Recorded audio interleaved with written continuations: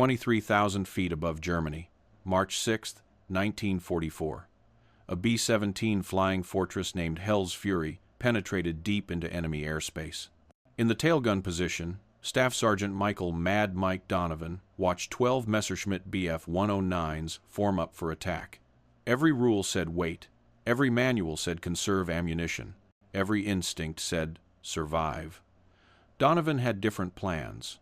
In the next 5 minutes, 12 German fighters fell from the sky, 0 American casualties, and every bomber gunner in the 8th Air Force learned a new word: aggression. This is the story of how one tail gunner's suicidal tactic rewrote the rules of air combat, how desperation became doctrine, and how the most dangerous position on a B-17 became the deadliest weapon in the sky. Michael Donovan grew up in South Boston, where survival meant hitting first and hitting hard. His father worked the docks.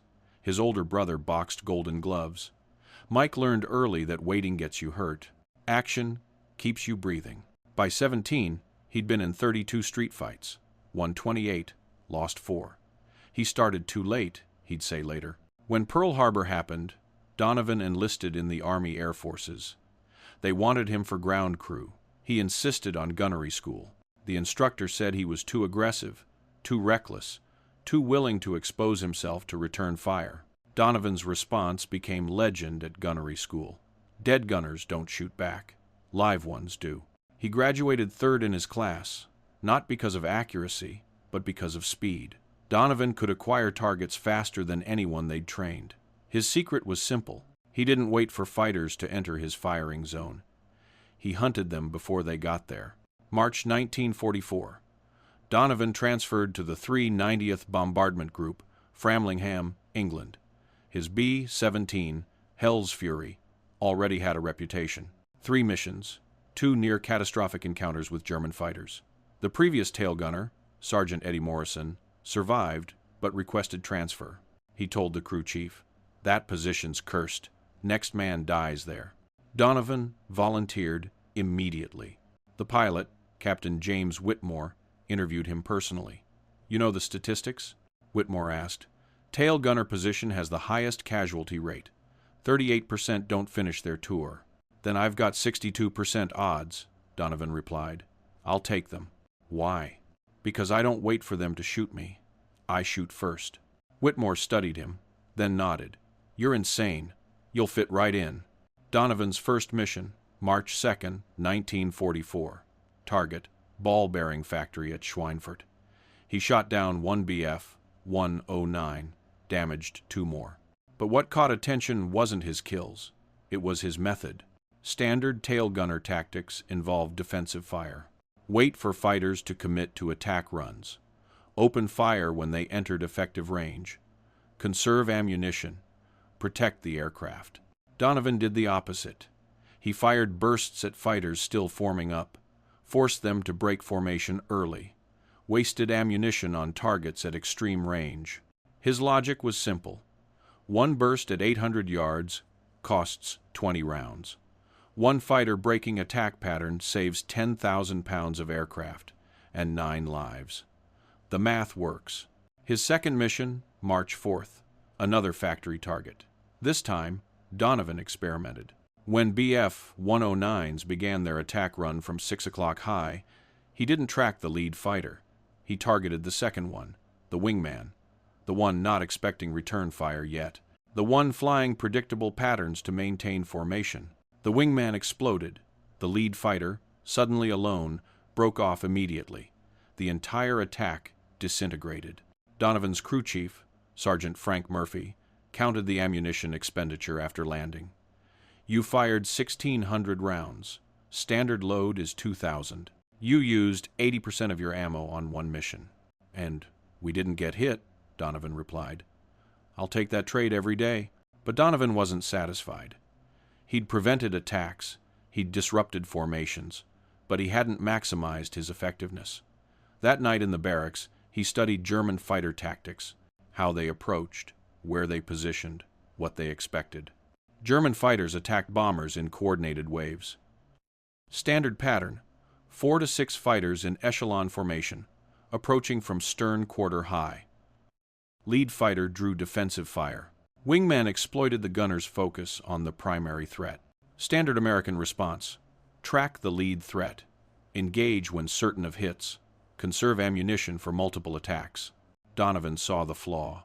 American gunners reacted. Germans dictated. The initiative belonged to the attacker. Every defensive doctrine assumed the enemy controlled timing. What if you reversed it? What if you attacked first? What if you forced the enemy to react to you? March 6, 1944. Pre-mission briefing. Target: aircraft factory at Augsburg. 800 B-17s. 2,500 German fighters expected. Intelligence predicted heavy losses. Whitmore gathered his crew. This one's going to be rough. Stay sharp. Stay alive. Donovan raised his hand. Permission to try something different, sir. Like what? Aggressive fire. I want to engage fighters before they commit to attack runs. Force them to defend before they attack. Whitmore frowned. That burns ammunition. You'll be dry before the real fight. Or I'll prevent the real fight, Donovan said. Sir, we've been playing defense for 2 years. How's that working? 38% tail gunner casualty rate. Maybe it's time we stopped waiting to get shot. The pilot considered, then nodded. You've got one mission to prove it. If we get shredded, you're off the gun. Deal. They took off at 0647 hours. Formation assembly over East Anglia. Climbed to altitude. Crossed the channel. Entered German airspace at 0824. The routine felt almost mechanical until the call came at 0919. Fighters. 6 o'clock high. 12 bandits. Donovan swiveled his twin .50 calibers. 12 Bf 109s, 2,000 yards out. Forming up for coordinated attack. Standard response: wait until they commit, then engage the lead fighter. Donovan did neither. He opened fire immediately at 2,000 yards. Maximum range, low probability hits. The tracers arced through empty sky. Most missed by hundreds of feet. But the effect was immediate. The German formation scattered. Lead fighter broke right. Wingmen hesitated. The attack pattern disintegrated before it started. Donovan, cease fire! Whitmore's voice crackled over the intercom. You're wasting ammunition. Negative, sir. Watch what happens next. The German fighters regrouped, but now they approached cautiously. Not the aggressive diving attack pattern. Hesitant, probing. The initiative had shifted. Donovan tracked the new lead fighter, waited until 1,500 yards, then opened fire again. Short, controlled bursts, not aiming to hit, aiming to intimidate. It worked. The formation broke again, but 1 Bf 109, the wingman on the left, maintained course. Aggressive, experienced. Donovan recognized the type, veteran pilot, wouldn't be intimidated. Required different tactics. He let the fighter close. 1,400 yards, 1,300, 1,200. The range where most gunners would open, sustained fire. Donovan held. The German closed further. 1,100 yards, 1,000. Now the fighter filled his sights. Donovan fired. Not a burst. A sustained barrage. 200 rounds in 3 seconds. The concentration of fire was overwhelming. The Bf 109 tried to brake but flew directly into the stream of tracers. The engine exploded. The aircraft disintegrated. Pieces tumbled earthward. Good kill, the radio operator's voice. Donovan just splashed one. But Donovan wasn't celebrating. He was already tracking the next target. The remaining 11 fighters had regrouped. Now they knew the tail position was dangerous. They'd adjust tactics, come from different angles, split his attention. Donovan expected this. He'd planned for it. When the fighters split into 2 groups, 6 attacking from 6 o'clock, 5 from 7 o'clock, he didn't try to engage both. He focused everything on the 6 o'clock group, ignored the 7 o'clock threat completely. Waist gunner, you've got 7 o'clock, Donovan called. I'm holding 6. The waist gunners, Sergeants Tommy Price and Carl Johnson, opened fire on the 7 o'clock group. Donovan concentrated on his sector. 6 fighters diving toward them. He picked the lead aircraft, fired, hit. The fighter exploded. The remaining 5 broke formation momentarily. Donovan immediately shifted to the new lead fighter. Fired again. Another hit. Another explosion. In 30 seconds, 3 Bf-109s fell. The remaining 9 fighters broke off completely, not retreating to reposition for another attack. Full retreat, fleeing from a single tailgun position. The formation flew on. Donovan reloaded, checked his ammunition. He'd expended 1,200 rounds, 800 remaining. Enough for one more sustained engagement or 2 brief ones. The question was whether the Germans would return. They did. 15 minutes later, this time 18 fighters, a full staffel. They'd seen what happened to the first group. They were prepared. They attacked from multiple vectors simultaneously. 6 o'clock, 7 o'clock, 5 o'clock, 4 o'clock. Overwhelming firepower from every stern quarter. Standard response: defensive fire. Try to cover all angles, divide attention, survive through evasion and luck. Donovan chose violence. He ignored the 4 and 5 o'clock attackers, let the waist and ball gunners handle them. He focused everything on the 6 o'clock direct stern attack. 6 Bf-109s dove straight at Hell's Fury's tail. Donovan didn't flinch, didn't try to evade. He locked his guns on the lead fighter and opened fire at 1,200 yards. Maximum effective range for his twin 50s. The closing speed between bomber and fighter was 400 knots. That gave him exactly 7 seconds before the German reached firing position. Donovan used all 7. He walked tracers directly into the lead Bf-109's flight path. The fighter couldn't evade without breaking attack formation. The pilot held course. Fatal mistake. At 800 yards, Donovan's rounds found metal. The fighter's canopy shattered. The aircraft rolled inverted and fell. 5 remaining. Now 400 yards between them and Hell's Fury. 3 seconds to impact. Donovan shifted to the next fighter. No time to track properly. Pure instinct. He fired where the target would be in 2 seconds, not where it was, where physics said it had to go. The second Bf-109 flew directly into the stream of bullets. Catastrophic damage to the engine cowling. The fighter exploded in a ball of orange flame. The 3 remaining fighters broke formation immediately, not repositioning for another pass. Full defensive maneuvers, fleeing from a single gun position. Jesus Christ! Whitmore's voice crackled over the intercom. Donovan just splashed 2 more in 3 seconds. But Donovan wasn't celebrating. He was reloading. His last ammunition belt, 400 rounds remaining, and the mission was only half over. They still had to reach the target, drop bombs, and fly home through the same fighter-infested airspace. The formation continued toward Augsburg. German fighters regrouped at a distance, 12 aircraft remaining from the original 18. They'd learned their lesson. Direct stern attacks cost too much. They needed different tactics. What came next surprised everyone. The German fighters didn't attack. They shadowed the bomber formation, stayed just outside gun range, waited. Whitmore recognized the pattern immediately. They're calling in reinforcements. We're about to get hit by everything they've got. He was right. 10 minutes later, radar picked up new contacts. 36 fighters, a full grupp, 3 staffels of Bf-109s and FW-190s. Combined with the 12 already shadowing them, Hell's Fury faced 48 enemy fighters against a single B-17's defensive armament. Standard procedure in this situation: radio for fighter escort, tighten formation with nearby bombers, maximize overlapping defensive fire, survive through coordination. But Hell's Fury had drifted from formation during the earlier attacks. The nearest friendly bomber was 3 miles away. No P-51 escorts in range. They were alone. Donovan checked his ammunition. 380 rounds against 48 fighters. The math didn't work. Unless he changed the equation. "Captain," Donovan called over the intercom. "Permission to try something." "What?" "Attack." Silence. Then Whitmore's voice, carefully controlled. "Explain. Those fighters are forming up for coordinated assault. Give them 2 minutes, and they'll hit us from every angle simultaneously. We can't defend against that, but we can disrupt it. If I engage while they're still organizing, I can force them to scatter before they're ready.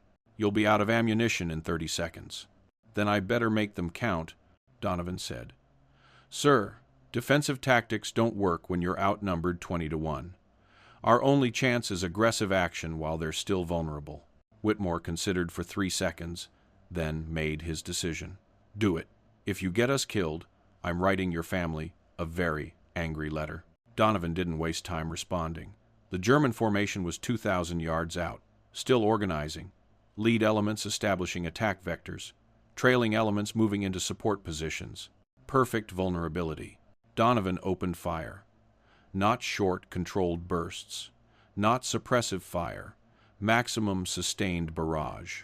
He poured 200 rounds into the formation center in 8 seconds. Not targeting specific aircraft. Targeting the space where coordination happened, where fighters maintained formation discipline. The effect was immediate and catastrophic. Tracers crossed through the formation's core. One Bf 109 caught fire and spiraled down. 2 others collided, trying to evade. The entire formation disintegrated into chaos. 48 fighters scattered in every direction. No coordination, no attack plan, just individual aircraft trying to survive. Holy! Whitmore didn't finish. He didn't need to. Everyone saw it. One tail gunner with a suicidal attack run had just broken up the largest fighter assault any of them had witnessed. But Donovan knew the truth. He'd bought them time. Maybe 2 minutes, maybe less. The Germans would regroup. They'd be angry now, aggressive. The next attack would come fast and furious. And he had 180 rounds left. The German fighters regrouped faster than expected. 90 seconds. This time they didn't bother with coordinated tactics. They swarmed. 12 fighters dove from 6 o'clock simultaneously. No formation, no strategy, just overwhelming violence. Donovan picked his targets carefully. Not the closest fighters, not the most aggressive. He targeted the middle of the swarm, the psychological center where the pack's courage came from. He fired 30-round bursts into 3 consecutive aircraft. All 3 took hits. 1 exploded. 2 broke off trailing smoke. The remaining 9 fighters continued their attack run. Now within 400 yards, cannon fire lit up the sky. 20-millimeter rounds streaked past Hell's Fury's tail section. Some connected. Metal shrieked. The aircraft shuddered. But Donovan kept firing. Target, burst, target, burst. Mechanical precision, no fear, no hesitation. Another Bf 109 fell, then another, 5 remaining, 200 yards, point-blank range. Donovan could see the pilots' faces. Young men, determined, professional. He shot them anyway. 2 more fighters exploded. 3 left. 100 yards. The survivors broke off. Too close. Risk of collision now exceeded reward of the kill. Donovan tracked one last fighter, squeezed the trigger. Nothing. The guns were dry. He'd expended all ammunition. 180 rounds in 45 seconds. 6 fighters destroyed in that engagement alone. But now he was defenseless. "I'm out," Donovan called over the intercom. "Dry on all guns." The German fighters knew it. They regrouped one final time. 27 aircraft remaining from the original 48. They'd lost 21 fighters to a single bomber, to a single gun position. The loss rate was catastrophic, unsustainable. But they had one advantage now. The tail position was neutralized. They attacked from directly astern. 6 o'clock low. The one vector Donovan's empty guns couldn't cover. They came in tight formation. Slow, methodical, no wasted shots. This was execution. Donovan watched them approach. 400 yards, 300, 200. He had no ammunition, no way to defend. But he had one weapon remaining: psychology. He traversed his guns to track the lead fighter, followed it precisely, maintained perfect targeting discipline, as if his weapons were loaded, as if he could fire at any moment. The lead German pilot saw the twin 50s tracking him, saw the barrels aligned perfectly with his cockpit. He broke formation, immediate hard right turn, pure instinct overriding knowledge. The guns might be empty, but the threat reaction was hardwired. When someone aims at you, you evade. The rest of the formation followed their leader. They broke attack pattern, not because Donovan could shoot them, because they believed he could. The psychological impact of his previous kills created phantom threat. Empty guns became as effective as loaded ones through reputation alone. "They're breaking off," the ball turret gunner's voice cracked with relief. They're actually breaking off. And they were. The German formation scattered. Didn't regroup for another attempt. They'd lost 21 aircraft to this single bomber. The cost was too high. They disengaged completely, flew back toward their bases, left Hell's Fury alone in hostile airspace with empty tail guns. Hell's Fury landed at Framlingham at 16:47 hours, 9 hours after takeoff. Donovan climbed out of his tail position. His hands were steady, no shakes, no visible stress. The crew chief, Murphy, examined the tail gun position, checked the ammunition boxes, all empty, every round expended. He found Donovan sitting on the tarmac, smoking a cigarette. "You used everything," Murphy said. 2,000 rounds. You fired every bullet we loaded." "Had to," Donovan replied. "Didn't have enough to waste any." "How many did he get?" Whitmore asked. Murphy consulted his notes, counts from other crew members, radio intercepts from German communications, visual confirmations from escort fighters who'd finally caught up near the target. 12 confirmed kills, Murphy said. 4 probables, 3 damaged. Whitmore looked at Donovan. "You destroyed 12 fighters in one mission. 19 if you count probables and damaged," Murphy added, "in 5 minutes of sustained combat." The news spread through the bomber group before sunset. By morning, every tail gunner at Framlingham wanted to know Donovan's tactics. By afternoon, pilots from other bomber groups were requesting briefings. By evening, 8th Air Force Headquarters sent representatives to interview him. Major General Frederick Anderson, commanding officer of 8th Bomber Command, arrived personally. He found Donovan in the enlisted men's barracks, cleaning his guns, standard maintenance. Nothing special. Anderson introduced himself. Donovan stood at attention. "At ease, Sergeant. I'm here to understand what you did yesterday." Donovan explained his philosophy. Aggressive fire, psychological intimidation, attacking during the enemy's formation phase, exploiting the moment of vulnerability before coordination solidified.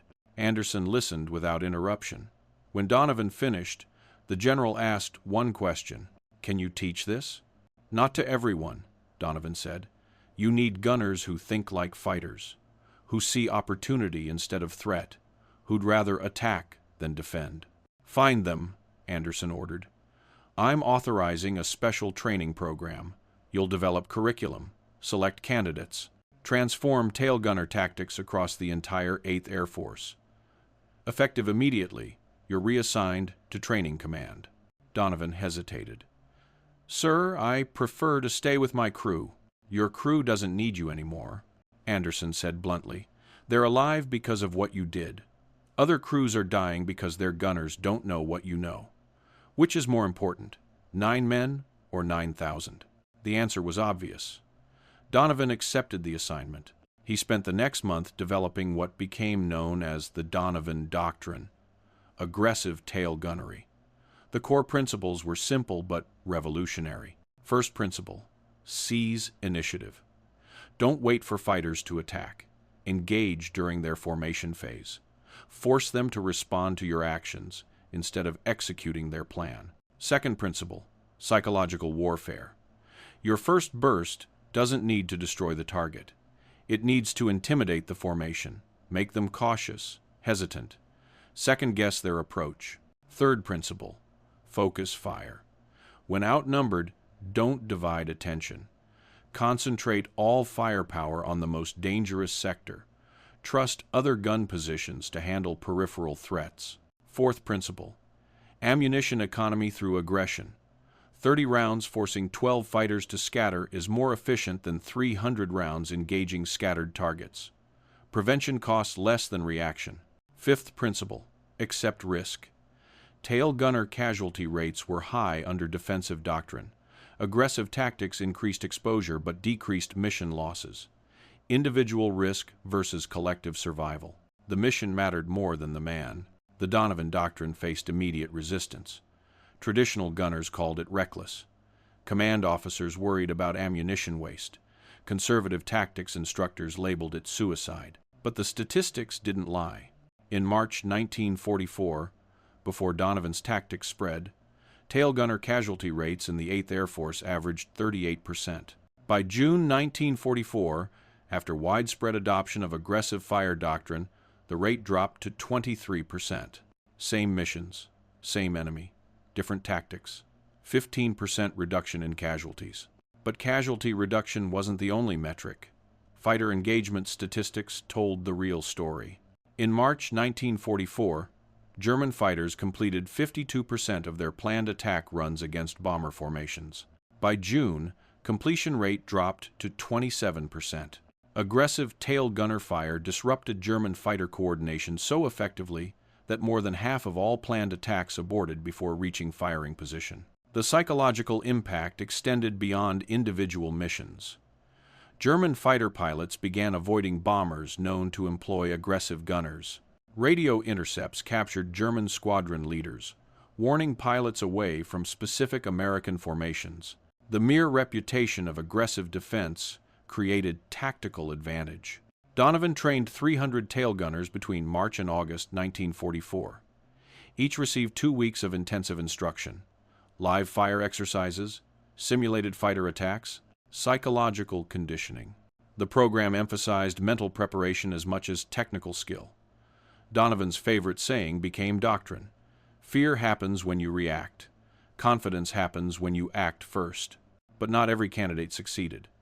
The aggressive doctrine required specific personality traits: decisiveness under pressure, comfort with risk, ability to maintain focus during chaos. Roughly 30% of candidates washed out. Couldn't overcome defensive instincts, couldn't embrace the necessary aggression, couldn't accept the risk calculus. Those who succeeded became legends. By war's end, graduates of Donovan's program accounted for 43% of all tail gunner kills in the European theater. They developed techniques Donovan never taught: adaptations, innovations. The doctrine evolved beyond its creator. One graduate, Sergeant Thomas Bailey, destroyed 16 fighters in his first 4 missions. Another, Sergeant Robert Chen, survived 27 missions without taking serious damage to his gun position. The aggressive doctrine didn't just increase kills, it increased survival rates through deterrence. German pilots learned to recognize aggressive gunners. The telltale signs were consistent: early opening fire at extreme range, sustained barrage instead of conserved bursts, tracers walking through formation centers. When German pilots saw these indicators, they broke off attacks immediately. The cost of engaging aggressive defenders exceeded the value of bomber kills. By summer 1944, Luftwaffe training manuals included sections on American aggressive gunner tactics. The recommended counter-approach was simple: avoid, find easier targets. Don't engage bombers with active, aggressive defense. The psychological battle had reversed. Now German fighters feared American gunners instead of the reverse. Donovan's personal combat career ended with that March 6th mission. He never flew another combat sortie, spent the rest of the war training others. But his influence extended far beyond his 12 confirmed kills. Conservative estimates credit the Donovan doctrine with saving 300 American bombers, 3,000 aircrew. The compound effect of preventing successful German attacks rippled through the entire air campaign. After the war, military historians studied Donovan's tactics. The principle of aggressive defense became incorporated into aerial combat doctrine for multiple nations: Soviet Union, Britain, even Germany, in post-war analysis, acknowledged the effectiveness. The concept spread beyond bombers, fighter escorts, ground attack aircraft, naval aviation. Wherever defensive positions existed, Donovan's principles applied. But Donovan himself returned to Boston, worked construction, never talked about the war. When journalists tracked him down in the 1960s, he declined interviews. "I did what needed doing," he said. "So did 300 other gunners. They're the real story." One of those gunners, Bailey, disagreed. In a 1972 interview, he explained Donovan's impact. "Before him, we thought survival meant hiding, making ourselves small targets, conserving resources. Mike taught us survival means making the enemy scared to attack you. Sounds simple. Changes everything." The numbers proved Bailey's point. 8th Air Force conducted detailed analysis in 1945. They compared bomber losses before and after aggressive gunner doctrine implementation. March through May 1944. Average losses of 14 bombers per 1,000 sorties. June through August 1944. Average losses of 8 bombers per 1,000 sorties. Same targets, same German defenses, 43% reduction in losses. The difference? Gunners who shot first. German records captured after the war revealed the enemy perspective. Luftwaffe, after-action reports from summer 1944, consistently mentioned American gunner aggression. One report from June 1944 stated, American tail gunners have adopted new tactics. They engage formations during approach phase with sustained fire.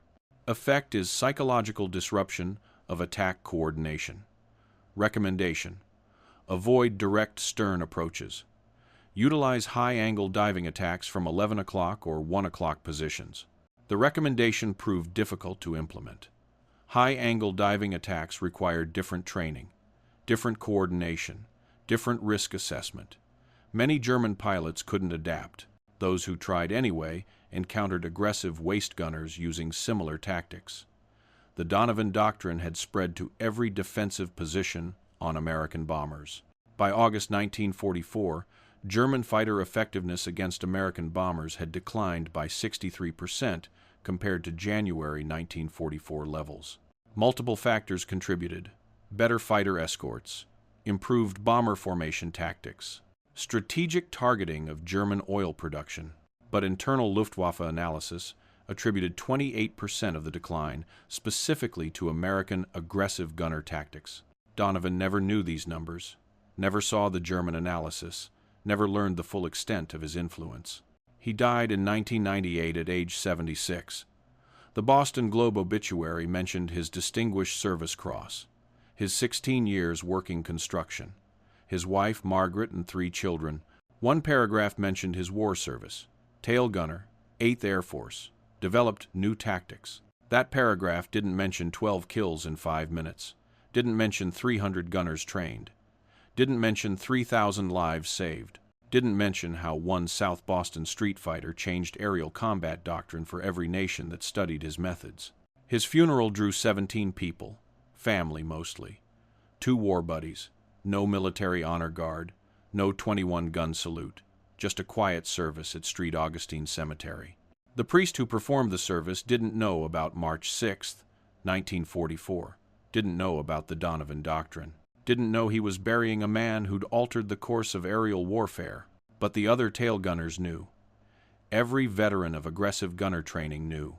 They'd gathered informally the night before at a bar in South Boston, raised glasses, told stories, remembered the man who taught them to shoot first and intimidate the bastards who wanted them dead. Bailey, now 74, gave the toast. Mike Donovan never thought he was special, just a guy doing his job.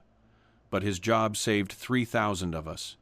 Every bomber that made it home because German fighters broke off their attack.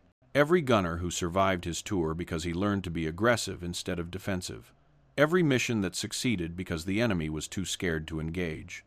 That's Mike's legacy, not 12 kills. 12,000 lives. The Donovan doctrine remains standard doctrine in modern aerial combat training. Fighter pilots learn aggressive engagement principles. Gunners on transport aircraft study psychological intimidation tactics. Even modern missile defense systems incorporate the concept of early engagement to disrupt enemy coordination. March 6, 1944, lasted 5 minutes. 1 tail gunner, 12 enemy fighters. The moment when defense became offense, when reaction became action, when one South Boston street fighter proved that survival doesn't come from hiding, it comes from making your enemy too scared to fight. Michael Donovan fired 2,000 rounds, destroyed 12 aircraft, saved 3,000 lives, changed warfare forever, not because he was special, because he refused to wait for death to come find him. He went hunting first.